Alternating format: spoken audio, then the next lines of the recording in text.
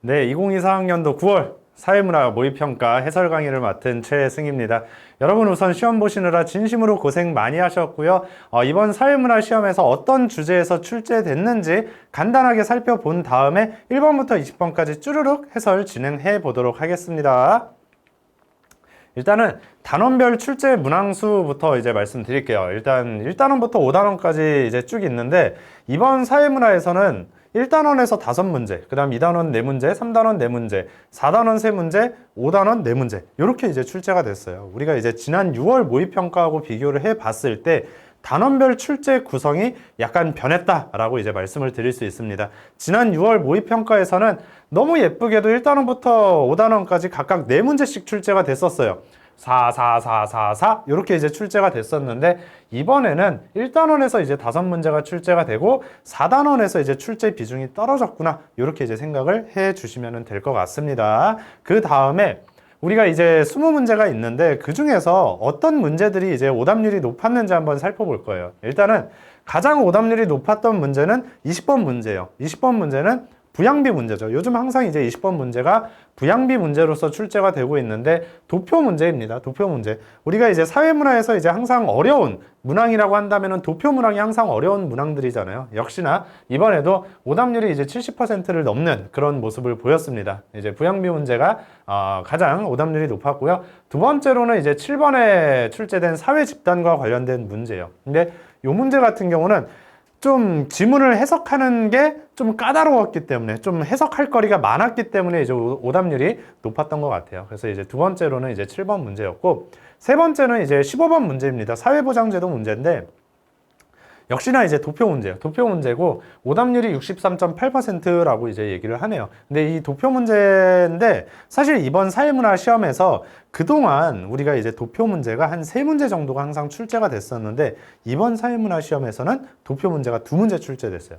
20번 문제하고 15번 문제가 출제가 됐었고 20번 문제는 조금 까다로운 편이에요. 근데 이제 15번 문제, 사회보장제도 문제도 우리가 이제 도표 문제로서 출제됐었지만 그동안에 나왔던 사회보장제도 도표 문제에 비해서는 살짝 좀 용이한 편이 아니었나라고 이제 생각이 듭니다. 그러나 그럼에도 불구하고 도표 문제였기 때문에 오답률이 높았구나 이렇게 이제 보시면 될 것 같고 그 다음에 이제 네 번째로 오답률이 높은 문제가 문화의 속성 문제인데 문화의 속성이라고 하는 파트는 사실 주제로 따지면 되게 쉬운 주제죠. 근데 오답률이 이렇게 높았다라고 하는 것은 이 문제가 약간 조금 꼬아서 냈어요. 어떻게 꼬아서 냈냐면 지문을 꼼꼼하게 읽지 않으면 틀리도록 냈거든요. 그러니까 딱 이거 쉬운 주제니까 빨리 풀어야지 라고 이제 생각하고 풀면은 틀리도록 냈기 때문에 이제 그런 것 같습니다. 그래서 아무래도 학생들이 그 시험 보는데 시간이 부족하잖아요. 시간이 부족한데 좀 빨리 효율적으로 풀기 위해서 우리가 지문을 좀 꼼꼼하게 읽지 않고 파파막 풀었기 때문에 좀 많이 틀리지 않았나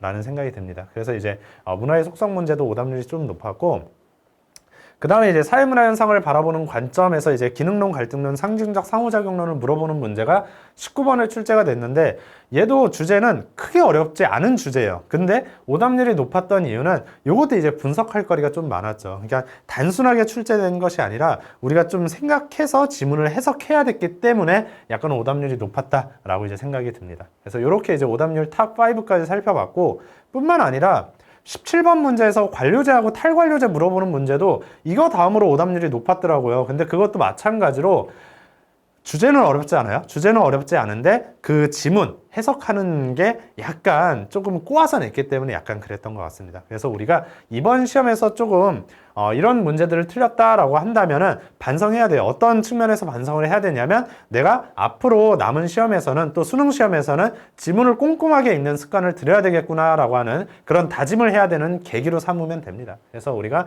일단은 오답률 이렇게 높은 문제들 살펴봤고요. 다음으로 단원별로 어떤 주제들이 출제됐는지 한번 살펴보도록 할게요. 일단 1단원에서 5문제가 출제됐다라고 얘기를 하는데 뭐 항상 1번 문제로 나오는 게 사회문화 현상하고 자연현상 비교하는 문제죠.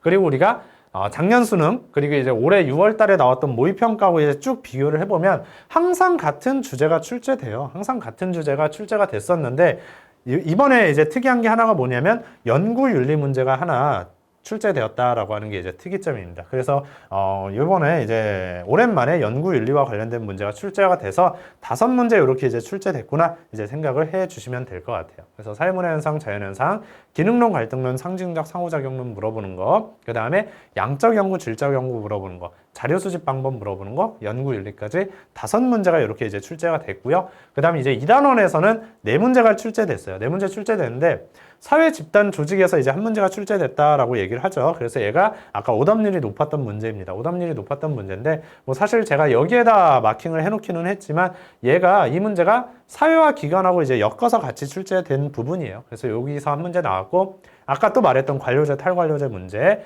그 다음에 뭐 실제론, 명목론 물어보는 건데 이건 쉬운 주제죠. 그래서 여기에서 한 문제 나왔고 일탈이론도 꼭 한 문제 출제됩니다. 한 문제 나왔어요. 그래서 이제 2단원에서는 이렇게 이제 4문제가 출제됐구나 생각을 해 주시면 되고 다음 3단원 문화 파트인데요. 문화 파트도 이제 4문제 나왔어요. 문화의 속성, 오답률 높았던 문제, 그 문화의 속성에서 한 문제 출제됐고요. 문화이의 태도라고 해서 자문화 중심주의, 사대주의, 상대주의 비교하는 문제 한 문제 출제됐습니다. 그 다음에 하위문화 물어보는 거, 주류문화, 하위문화 비교하는 거 한 문제 출제됐고요. 문화변동 나왔죠. 역시나 계속 나왔던 주제들이 계속해서 출제되고 있구나라는 것을 여러분 살펴볼 수 있겠죠. 다음으로 4단원이에요. 4단원이 좀 특이해요. 4단원. 원래 작년 수능에서는 4단원에서 5문제가 출제됐어요. 제가 이렇게 빨간색으로 표시한 부분은 뭐냐면 도표 문제입니다. 도표 문제. 작년 수능에서는 이렇게 이제 5문제 출제됐었고 성불평등 문제가 요즘에 계속해서 출제됐었거든요. 도표 문제로. 근데 이제 이번에는 출제되지 않았죠. 그래서 그렇구나라고 이제 생각을 하시면 되고 아무래도 조금 킬러 문제를 없애겠다라고 하는 그 방향대로 가기 때문에 이것이 이번에 사라지지 않았나라는 생각이 듭니다. 물론 실제 수능에서는 다시 등장할 수도 있지만 이번 9월 모의평가에서는 등장하지 않았어요. 그래서 원래 이제 5문제 쭈루룩 나왔었는데 지난 6월 모의평가에서는 4문제 출제됐었고 이번 9월 모의평가에서는 3문제밖에 출제가 되지 않았어요. 그러니까 작년 수능에서는 가장 출제 비중이 높은 단원이었는데 이번 모의평가에서는 출제 비중이 가장 낮은 단원이 됐구나 이렇게 이제 생각을 하시면 됩니다. 사회의 불평등 현상을 바라보는 관점에서 기능론과 갈등론을 비교하는 거고 계급이론, 계층이론 이것도 이제 과거에는 계속해서 출제되었던 파트인데 요즘에는 계속 출제가 되지 않고 있죠. 그 다음에 사회이동과 계층 구조 과거에 이제 가장 어려웠던 문제로서 계층 도표 문제로 출제가 됐었는데 요즘에는 조금 평이한 수준으로 나오고 있습니다. 그 다음에 사회적 소수자는 이번에 등장하지 않았고 성불평등 도표 문제 출제되지 않았고요. 빈곤과 관련된 개념 문제가 이번에 한 문제 출제가 됐어요. 그 다음에 사회보장제도와 관련된 도표 문제가 계속해서 출제되고 있구나라고 이제 생각을 해주시면 됩니다. 마지막 5단원이에요. 5단원은 우리가 이제 쭉 보면 이제 4문제가 출제가 됐는데 지난 수능에서는 3문제 출제됐고 6월 모의평가에서 4문제 출제됐고 이번 9월 모의평가에서도 6월 모의평가에 나왔던 주제들 그대로 출제가 됐습니다. 진화론, 순환론 비교하는 문제 항상 출제되죠. 그래서 요 한 문제 나왔고요. 사회운동과 관련된 문제 한 문제 나왔습니다. 그 다음 정보화 문제 나왔는데 이번 정보화 문제는 보통 산업사회하고 정보사회를 비교하는 문제가 자주 출제됐었는데 이번 정보화 문제는 어떤 문제였냐면 그냥 지문 해석하는 문제였어요. 지문 해석하는 문제였고 정보화 시대에, 정보 시대에, 정보사회의 문제점과 관련된 지문 해석 문제였습니다. 그래서 어떤 개념을 잘 알고 있지 않다고 하더라도 지문만 보고 추론할 수 있는 그런 문제로 출제가 됐고요. 마지막으로 이제 20번 문제로 항상 출제되는 게 부양비 문제죠. 이번 모의평가에서도 오답률 1등을 차지한 문제입니다. 그래서 부양비 문제가 출제됐고 개인적으로 생각했을 때는 이번 모의평가에서는 가장 까다로운 문제였어요. 그러니까 이제 오답률도 가장 높았겠죠. 그래서 이렇게 이제 네 문제가 출제됐구나 생각을 하시면 됩니다. 그래서 우리가 1단원부터 5단원까지 세부 출제 주제를 쭉 살펴보면 알겠지만 거의 비슷한 주제들이 출제돼요. 한두 문제 정도가 이제 특이한 게 하나씩 나오는 거고 거의 비슷한 주제가 출제가 되니까 어느 부분에 이제 집중해서 공부를 해야 되는지 여러분 충분히 파악할 수 있겠죠?